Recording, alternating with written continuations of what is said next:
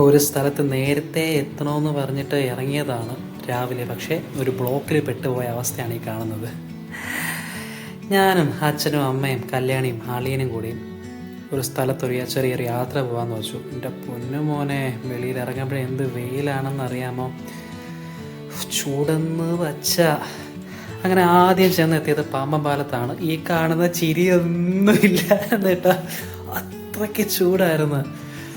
അങ്ങനെ കുറച്ച് അച്ഛൻ്റെ അമ്മയുടെയൊക്കെ വീഡിയോ എടുത്ത്, അച്ഛൻ്റെ ഇപ്പോൾ തംസപ്പ് വരും, അച്ഛൻ്റെ കമോൺ അച്ഛാ തംസപ്പ് കാണിക്കൂ, കമോൺ, യെസ്.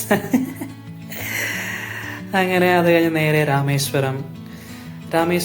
അവിടെ ഭയങ്കര ചൂടായിരുന്നു.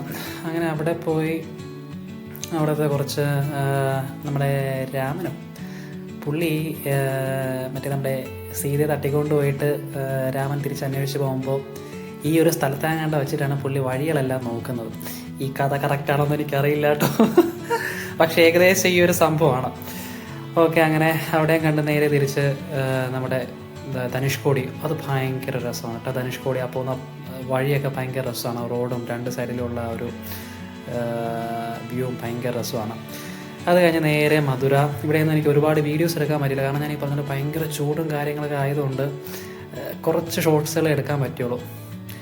അത് കഴിഞ്ഞ് നേരെ തിരിച്ച് വീട്ടിലേക്ക്. പക്ഷേ കുഞ്ഞ് യാത്രയായിരുന്നു 2 ദിവസം, പക്ഷെ ഭയങ്കര രസമായിരുന്നു കേട്ടോ.